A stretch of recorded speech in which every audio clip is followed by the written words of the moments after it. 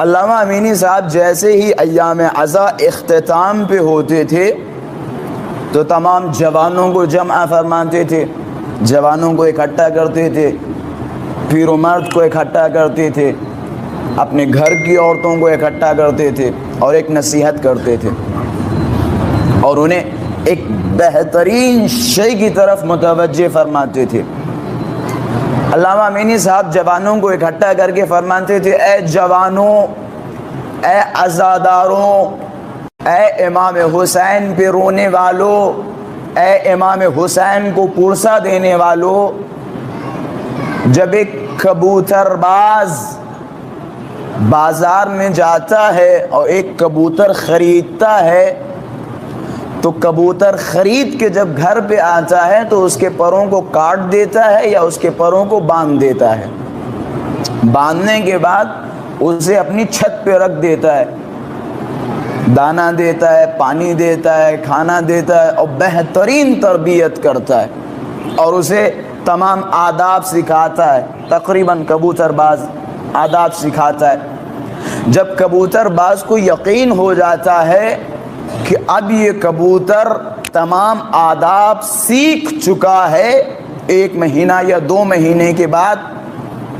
وہ کبوتر باز کہتا اب اس کبوتر کو آزمانے کا وقت آ گیا ہے۔ جملوں پہ غور فرمائیے کہ اب آزمانے کا وقت آ گیا ہے کہ اب کیا کیا جائے کہ اس کے پروں کو کھولا جائے۔ کبوتر باز پروں کو کھول دیتا ہے اور ان کبوتروں کو اڑا دیتا ہے، اب انتظار کرتا ہے۔ اگر کبوتر اڑنے کے بعد لوٹ کے مالک کی چھت پہ بیٹھ جائے تو کبوتر باز کہتا ہے کہ دیکھو بھیا یہ کبوتر وفادار ہے۔ جملوں پہ توجہ چاہ رہا ہوں کہ یہ کبوتر وفادار ہے،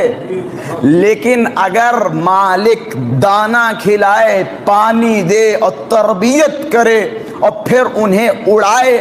اور جب انہیں اڑائے تو وہ اڑتے اڑتے کسی غیر کی چھت پہ بیٹھ جائیں تو مالک کہے گا یہ کبوتر تو نمک حرام نکلا، بھائی دانہ ہمارا کھایا، پانی ہمارا پیا، وقت ہم نے لگایا، لیکن یہ بیٹھا کسی غیر کی چھت پہ۔ کہ جوانوں جیسے ہی ماہ محرم کا چاند نمودار ہوتا ہے، امام حسین کبوتر کی طرح ہمیں اور آپ کو خرید لیتے ہیں، اپنے دسترخواں پہ لاتے ہیں، ہمیں کھلاتے ہیں، ہمیں پلاتے ہیں، ہمیں آب و غذا دیتے ہیں، ہمیں روحانیت عطا کرتے ہیں اور تمام چیزیں دینے کے بعد پھر جب ایام عزا اختتام پہ ہوتے ہیں، ہمارے امتحان کا وقت آتا ہے، ہماری آزمائش کا وقت آتا ہے، اب ہمارے پروں کو کھول دیا جاتا ہے۔ اب انتظار امام حسین کو ہے کہ آپ ایام عزا کے بعد امام حسین کی چھت پہ رہیں گے یا کسی غیر کی چھت پہ جا کے بیٹھیں گے۔ آپ امام حسین کے دامن سے متمسک رہیں گے یا کسی غیر کے دامن سے متمسک ہوں گے؟ امام حسین نے ہمیں آب و غذا عطا کی، امام حسین نے ہمیں نورانیت عطا کی۔ یعنی اس کا مطلب کیا ہے کسی غیر کی چھت پہ بیٹھنا؟ اس کا مطلب یہ ہے کہ جس طرح ہم نے ایام عزا میں تمام واجبات انجام دیے، جس طرح ایام عزا میں ہم نے حرام سے پرہیز کیا، جس طرح جلوسوں میں ہم نے باوضو شرکت کی، جس طرح ماہ محرم ہم پاک صاف پاک و پاکیزہ رہے، کیا اسی طرح تم ایام عزا کے بعد بھی رہو گے یا خیر؟ یہ ہمیں اور آپ کو فیصلہ کرنا ہے کہ ہمیں ایام عزا کے بعد ایسا نہ سوچیں کہ ایام عزا ختم،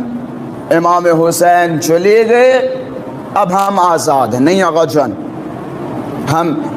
امام حسین کی تربیت یافتہ ہیں، ہماری تربیت ہوئی ہے 2 مہینہ 8 دن۔ اس فرش عزا پہ آنے کے بعد تربیت ہوتی ہے ہماری اس فرش عزا پہ۔